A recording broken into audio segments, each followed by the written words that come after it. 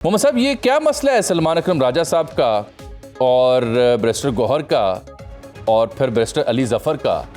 आपका तो शिकवा हुकूमत से बनता था, लेकिन वहां जाने से पहले with in party ranks and files बहुत फड्डा है, बहुत लफड़ा है, बहुत तकसीम है।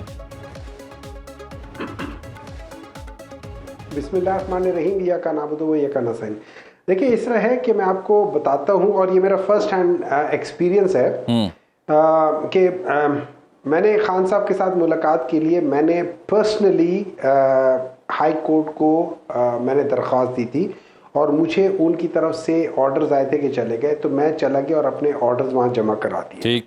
अच्छा, उस दिन चार एक बंदों की जो ऑर्डर्स थे वो आए हुए थे कि ये चार मिल लें, और चारों को जब जाने की इजाज़त की बाई है तो इंतज़ार पंचोता, जिनका नाम था और ऑर्डर पे भी था, उनको रोक लिया गया। उन्हें कहा कि जी आपको इजाज़त नहीं है। ठीक।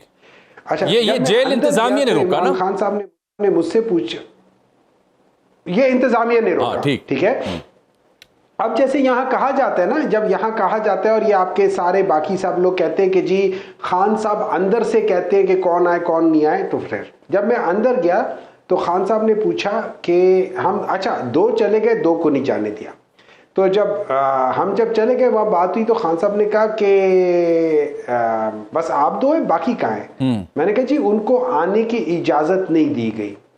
तो वहाँ पे ये हुआ था कि जिन लोगों को इमरान खान भी कहता है कि उसको इंतज़ामिया नहीं जाने देती, बाज को जाने देती है, बाज को जाने नहीं देती। होता क्या है कि बाहर लेट से, जैसे अभी सलमान अकरम राजा साहब कह रहे कि 6 बंदों का नाम दिया था, 6 में से अच्छा बाकी और लोग भी गए होते हैं जो पर्सनली भी उन्होंने अप्लाई किया होता है। अब वहां पे इंतजामिया क्या करती है, वो देखिए इमरान खान साहब को वही नाजिल नहीं होती, उनको एक लिस्ट दिया जाता है कि ये 10 बंदे आ रहे हैं आपके पास। वो लिस्ट में से उन्होंने चूज करना होता है, चलो इन 10 को आने दो या इन 8 को आने दो या फलाना करने दो। लेकिन वो लिस्ट उनको कौन से नाम दिए जाते हैं, सारे दिए जाते नहीं दिए जाते, यहां प्रॉब्लम है। उनको इंफॉर्मेशन सही नहीं दी जाती कि कौन आपसे मिलना चाह रहा है कौन नहीं है। और फिर इमरान खान साहब जिनको कहते हैं कि इनको ये तो आपने देखे ना, इंतजामिया जो जेल इंतजामिया उसके कॉन्डक्ट के ऊपर आपने सवाल उठाया ना मोहम्मद साहब, लेकिन मेरा बुनियादी सवाल ये था कि सलमान अकरम राजा तो सारा सलमान अकरम राजा ये कहने पर क्यों मजबूर हो रहे हैं? सलमान अकरम राजा क्यों ये कहने पर मजबूर हो रहे हैं कि 5 बंदे दनदनाते हुए अंदर चले गए? मंजूर नजर लोग, किसके मंजूर नजर? देखिए, इस तरह है, मैं आपको एक बात बताता हूँ। इस तरह है कि सलमान अकरम राजा साहब ने 5, 7, 8 बंदों का नाम जो मुझे समझ आती है वो दिया गया था। अब उसमें हुआ ये है कि उसमें नॉर्मली अब ये बात मेरी चूंकि बाज उन लोगों से हुई थी जो उस दिन अंदर गए थे, तो उन लोगों ने कहा कि नॉर्मली ये होता है कि जब 5 या 6 या 7 बंदों के नाम आते हैं तो वो चले जाते हैं अंदर। मतलब कोई, मैं पहले आया हूँ, मेरा नाम चला गया, अगला बंदा बाद में आ रहा है, वो बाद में आ जाएगा, तो हम सारे अंदर जाके, क्योंकि अंदर जाके भी थोड़ा सा वेट करना होता है, सो 1, 2, 3 बंदे अंदर जाके वेट करते और बाकी आ जाते। तो it was like that thing कि चले गए थे। अब उसमें सलमान अकरम राजा साहब को उन्होंने रोक दिया, या शायद किसी वजह से वो रुक गए कि भाई वो चूंकि बाहर अलीमा खान साहिबा और उनके साथ जो बाकी दोनों बहनें थी उनके साथ जो ज्यादती हो रही, उस वजह से रुक गए। So there was some kind of this understanding. जो मेरी अंडरस्टैंडिंग है वो ये हुई है, और उस बात पे नहीं, आप इस तासुर को जाहिर कर रहे हैं। आपसे एग्री करता हूं। किस बात से एग्री करते हैं? मैं इस तासुर को जायल कर रहा हूं कि वहां पे कोई मंजूर नजर लोग थे, लेकिन उसको क्रिएट किया जाता है। मैं इस बात पे जरूर सलमान अकरम राजा साहब से एग्री करता हूं कि अगर 3 बंदे, लेट्स से 5 बंदों के नाम है, 2 को नहीं इजाजत मिली, 5 को मिल गई है, तो वो पांचों के पांचों कहे कि हम तब तक नहीं जाएंगे जब तक सब एक साथ ना जाएं। बिल्कुल मेरे साथ। जैसे अलीमा खान साहिबा किसको जब इजाजत ना मिली तो उन बाकी 2 बहनों ने कहा कि नहीं हम भी नहीं जाएंगे। तो मैं समझता हूं कि वो एक अच्छा तरीका था, लेकिन उसका एक डाउन साइड भी है। फर्ज करें हम 5 बंदों के नाम है, 5 बंदों से ये इंतजामिया जो है, इंतजामिया बेसिकली गवर्नमेंट है, ये याद रखें, ठीक है। ये उनमें से एक नाम को रोक दे। अब अगर एक नाम को रोक दे तो अगर हम चारों रुक जाते हैं तो फिर इमरान खान को जाके ब्रीफिंग कौन देगा जो हो रही है हालात? तो चलिए मेरे साथ आप रहिए ना। मोहम्मद साहब, आपने सुन लिया दोनों पार्टिसिपेंट्स के जो सवाल है सिर्फ आपके लिए हैं। देखिए इस तरह मैं आपको एक बात बताता हूं।